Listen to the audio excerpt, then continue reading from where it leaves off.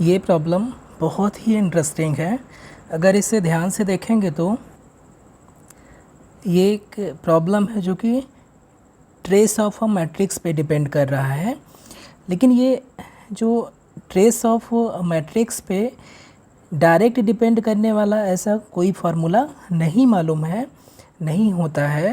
लेकिन हम इसे डिराइव कर सकते हैं। कैसे कर सकते हैं? उससे पहले हम ट्रेस को रिकॉल करते हैं। अगर कोई मैट्रिक्स है, स्क्वायर मैट्रिक्स है, A I J N by N matrix है, तो जो ट्रेस होगा, ट्रेस ऑफ ए, वो क्या होता है? Just summation of a i's, i equal to 1 to n, यानी कि A11 plus A22 plus dot dot ANN। Means कि जो आपके प्रिंसिपल डायगोनल है, जो प्रिंसिपल डायगोनल में जो एलिमेंट है, उन सभी का सम।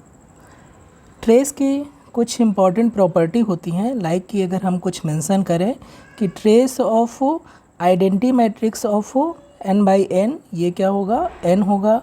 ट्रेस अगर हम जीरो मैट्रिक्स का निकालें तो ये हमेशा ज़ीरो होगा। ट्रेस अगर हम दो मैट्रिक्स हैं और उनका सम है या डिफरेंस है, तो ये किसके बराबर हो जाता है? Trace of A plus minus trace of B के बराबर हो जाता है। और चौथी जो महत्वपूर्ण प्रॉपर्टी है कि दो अगर मैट्रिक्स हैं, उनका प्रोडक्ट का ट्रेस निकालना है, तो ये actually trace of product of B into A हो जाता है।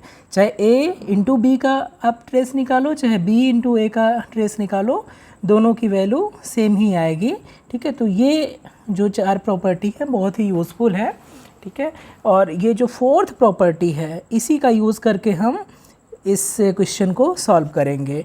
तो देखिए यहाँ पर हमें जो ट्रेस निकालना है वो क्या है? प्रॉब्लम में दिया है trace of A square B square. Actually में हमें इसे क्या लिख सकते हैं? This is nothing but trace of A B B, ऐसे लिख सकते हैं। अब हम इसी फार्मूले 4 को ही हम यूज़ करेंगे, तो ये क्या हो जाएगा? इसे हम लिख सकते हैं कुछ ऐसे, ट्रेस ऑफ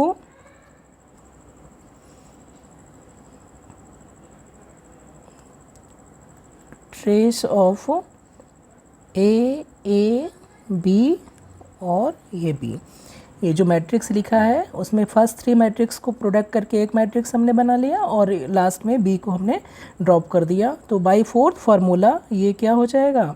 इसको हम लिख सकते हैं ट्रेस ऑफ, क्योंकि ट्रेस क्या है? कम्यूट कर रहा है ए, और ए इंटू बी का जो ट्रेस है वही ट्रेस बी इंटू ए का भी है।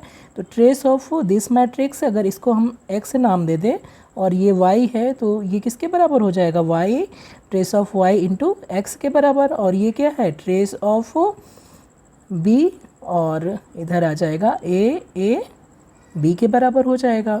और ये क्या हो गया? Trace of just a b हो गया। अगेन यही अगर हम फिर से एक बार यूज़ करें कि ट्रेस ऑफ, ग्रुपिंग कर दे, बी ए, ये मैट्रिक्स हमने एक साथ कर दिया और बी को फिर से हमने अलग कर दिया, तो फिर से वही फार्मूला 4 यूज़ कर रहे हैं अगेन यहाँ पर।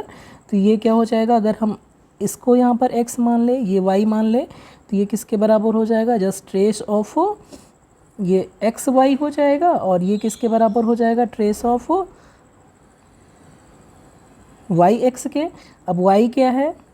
ये है ट्रेस ऑफ b, और b a के बराबर हो जाएगा। ठीक है, और इसे हम क्या लिख सकते हैं? ट्रेस ऑफ b a, ऐसे लिख सकते हैं। और ये क्या है? अगर हम देखें तो ये trace of b square a square है, राइट। अभी हमारा यहाँ से ये जस्ट इसको अब साइड में कर दीजिए। यहाँ तक आने के बाद अभी हमें एक बार और यूज़ करना है यही प्रॉपर्टी को। अगर हम इसे फिर से ग्रुपिंग करें, बी ए कर सकते हैं, मल्टीप्लाइड बाई ए, ऐसे कर सकते हैं। तो फिर से अगेन यही फार्मूला 4th नंबर यूज़ करेंगे, तो ये किसके इक्वल हो जाएगा? ये हो जाएगा ट्रेस ऑफ ए, और जस्ट बी ए के बराबर हो जाएगा। ठीक है, यहाँ पर ये x है और ये y है। ठीक है, तो ये किसके बराबर हो जाएगा? Trace of just Y X के बराबर, यानी कि वाई यहाँ पर क्या है ए के है और एक्स क्या है बी ए के बराबर है। तो ये कितना हो गया trace of A B A, और ये किसके बराबर है, ये इक्वल है trace of A B square A के बराबर है। तो अब देख रहे हैं कि ये किसके इक्वल हो गया, कौन सी है प्रॉपर्टी या कौन सा ऑप्शन करेक्ट है हमारा, ट्रेस ऑफ, जो trace of A square B square था वो किसके बराबर हो गया, trace of A B square A के बराबर हो गया। तो हमारा सेकंड ऑप्शन है वो करेक्ट हो जाएगा। तो ऐसे इसको सॉल्व कर सकते हैं।